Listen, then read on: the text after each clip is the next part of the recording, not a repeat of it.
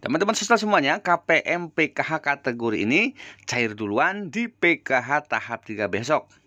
Lakukan ini sebelum tanggal ini supaya bantuan tambahan sampai dengan 1 juta rupiah bisa segera dicairkan. Bagaimana informasinya? Kita simak videonya.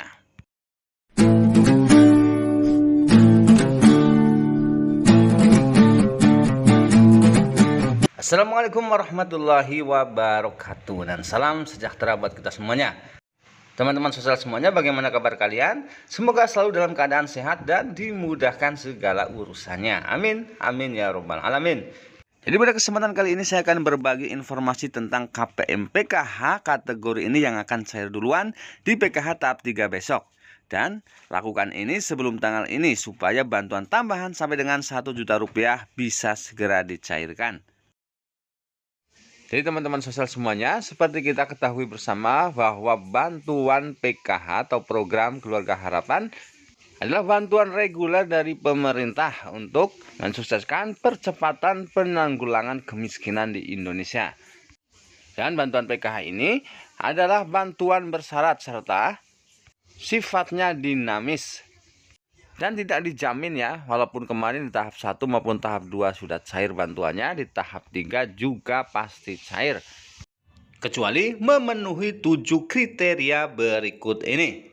Namun sebelum kita bahas teman-teman sosial semuanya, mari kita berteman dengan cara subscribe channel ini dan tekan tanda loncengnya supaya kalian selalu bisa mendapatkan notifikasi berita dan tips-tips bermanfaat lainnya dari channel ini secara gratis tentunya.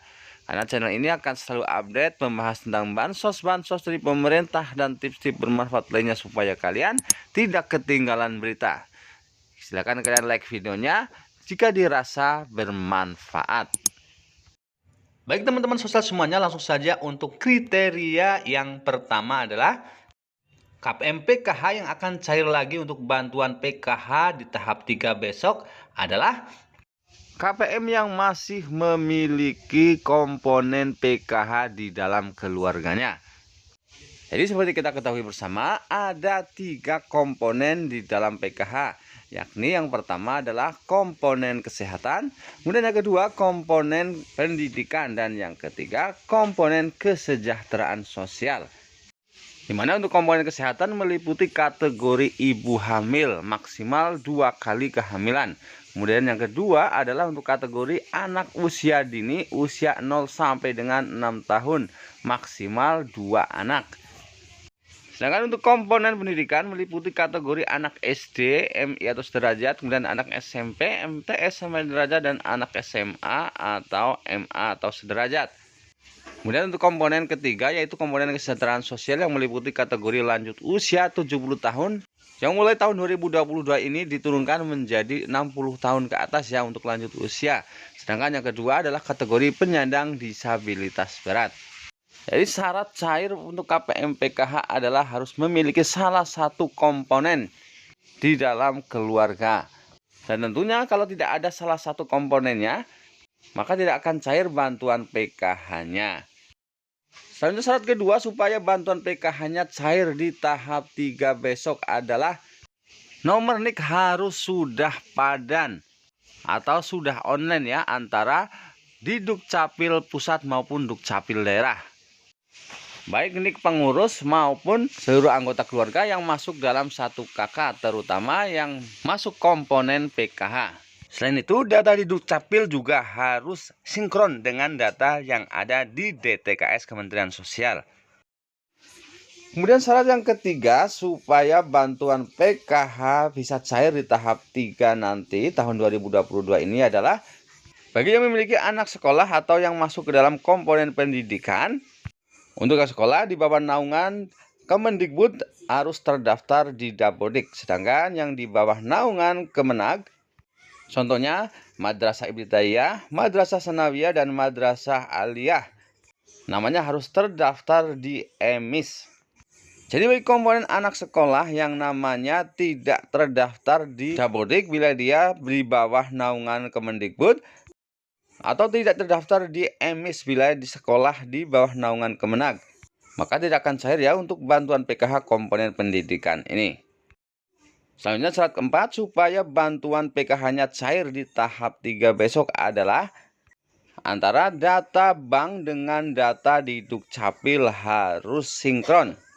Seperti nama lengkap, nama ibu kandung, dan juga alamat. Semuanya harus sinkron atau harus sama.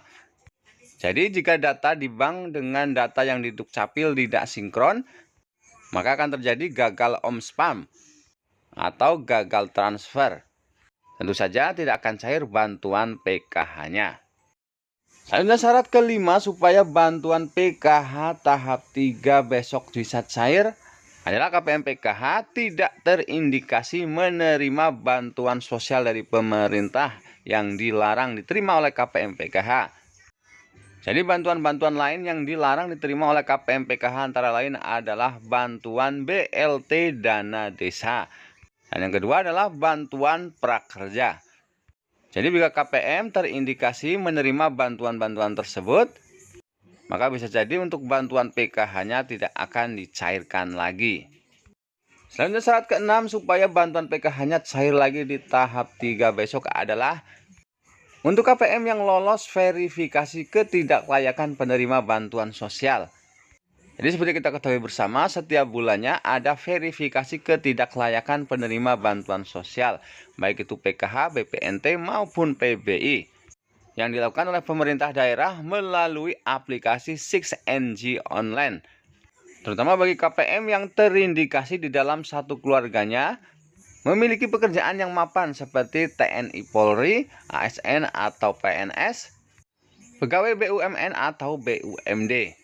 Atau juga bagi KPM yang terdeteksi sudah sejahtera kehidupannya atau perekonomiannya, maka oleh pemerintah daerah harus dimasukkan ke dalam KPM yang tidak layak lagi menerima bantuan sosial dan harus dilaporkan melalui 6NG Online. Jadi bagi KPM PKH yang terdeteksi sudah sejahtera kehidupannya atau perekonomiannya, atau terindikasi dalam satu KK-nya ada yang memiliki pekerjaan seperti TNI, Polri maupun PNS atau ASN, maka tidak akan cair lagi bantuan PKH-nya di tahap 3 besok. Selanjutnya syarat ke-7 atau syarat terakhir, KPM PKH yang akan cair bantuannya dan cair duluan di PKH tahap 3 besok adalah bagi KPM yang namanya masuk SK penetapan penerima bantuan sosial PKH tahap 3 yang ditetapkan oleh Kementerian Sosial dan namanya juga masuk ke dalam SP2D PKH tahap 3 termin 1. Dan bagi KPM PKH yang masuk ke dalam SP2D PKH tahap 3 termin 1 sudah bisa dipastikan untuk bantuan PKH tahap 3 besok cair duluan. Baik teman-teman saudara semuanya, kita ke informasi yang kedua, yaitu segera lakukan ini sebelum tanggal ini supaya bantuan tambahan senilai sampai dengan 1 juta rupiah bisa segera dicairkan. Jadi teman-teman saudara semuanya, khususnya kalian KPM PKH yang memiliki komponen pendidikan mulai dari tingkat SD atau sederajat sampai dengan tingkat SMA sederajat, yang nama anaknya masuk ke dalam nominasi penerima bantuan program Indonesia Pintar tahun 2022 dan belum melakukan aktivasi rekening. Kami himbau untuk segera melakukan aktivasi rekening sebelum tanggal 30 Juni 2022 supaya bantuan tambahan program Indonesia Pintar mulai dari Rp450.000 sampai dengan Rp1 juta segera bisa dicairkan dan tidak dikembalikan ke kas negara. Baik teman-teman sosial semuanya, itulah tadi 2 informasi penting untuk kalian KPM PKH. Semoga informasi tadi bermanfaat. Dan kami doakan semoga kalian yang menonton video ini cair lagi bantuan PKH-nya. Amin amin ya robbal alamin. Akhir kata, wassalamualaikum warahmatullahi wabarakatuh.